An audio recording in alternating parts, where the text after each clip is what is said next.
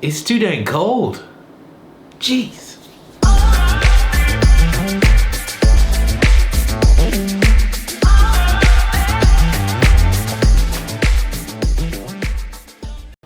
Hey guys, it's Chris with Tech5. Today we're going to be looking at some of the new features that are coming to the Oculus platform.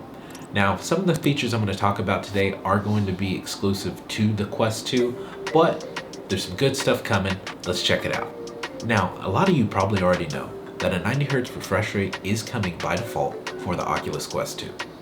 But there's actually two different methods of activating the 90 Hz refresh rate right now. One of those is by opting into the experimental features inside the settings. I'll show you how to do that right here. The other way is actually using SideQuest. And there's actually a little bit more benefit using the SideQuest method. Now, if you do go the SideQuest route, you can actually increase the performance of the CPU and the GPU, as well as the resolution. Now, if you're interested in using this method, I actually did a video on this explaining how to do it. You can catch that in the description, or you can catch it right here. Updates are on their way for a new UI on the Oculus platform.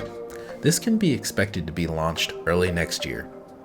As it currently sits, there are two different home environments, as well as interfaces for the PC VR and the Quest.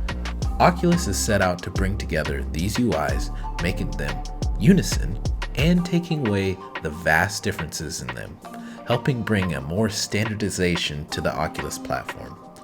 This is especially appreciated by me personally, as I hate having to jump back and forth between the PC to make changes to my account that are only accessible on the PC UI. Oculus will be adding another store to the platform, and if you've had a Quest for a while, you probably have heard of this store before. SideQuest will be getting a port on the Oculus without having to download it on your PC. However, this will not be completely replacing SideQuest. To my understanding, there will only be certain games that will be accessible via the additional store. It's good to see that they're acknowledging the consumer desire to have more option, so I think it's a good step in the right direction. This will be an experimental feature, so be sure to be opted into those. The days of being able to add multiple users on a single device are coming.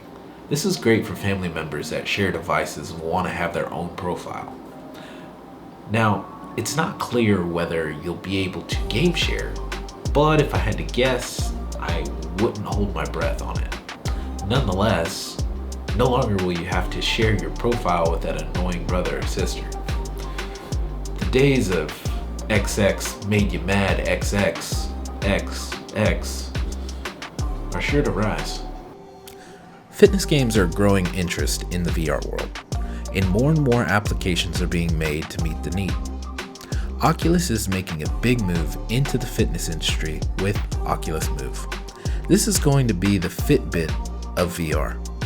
This will basically give us an estimation of the calories burnt when using different applications, tracking which applications give us the best workout if you want to be more targeted with your virtual workouts. I believe this will boost the adoption rate of VR even further. Casting is also getting a boost in options and capabilities, bringing a direct way to cast to your PC via your browser, as well as allowing you to enter a spectator mode via the app, giving you a third-person view, a controllable camera, and being able to record during the spectator mode, expanding the content creation capabilities by far. Oculus is trying to bring the office space into the platform as well. And I gotta say, this is probably one of the coolest features I think that's coming. So the goal here is to make it to where you can boost your workspace capability and be able to produce the productivity doing so in the virtual world. This application seeks to give the user the ability to mix pass-through technology with the virtual workspace, bringing even your keyboard into the virtual world. Now currently, the preferred compatible keyboard is the Logitech K830, but I'm sure there will be more that will come. Guys, that's going to do it for the video. If there's a feature you're looking forward to, let me know in the comments. I'm going to continue to try to build something for you guys here, and I really hope that you want to be a part of it. A simple like, comment, or subscribe goes so far for the channel and really help it continue to grow. If there was something that you didn't like or felt like I could have done better, please feel free to dislike, but all I ask is just let me know what it was. I'm trying to continue to do better, so I believe in that, just continuing to improve. So just let me know, please.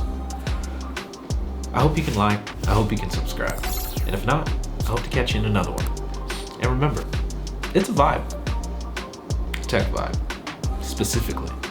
We'll see you.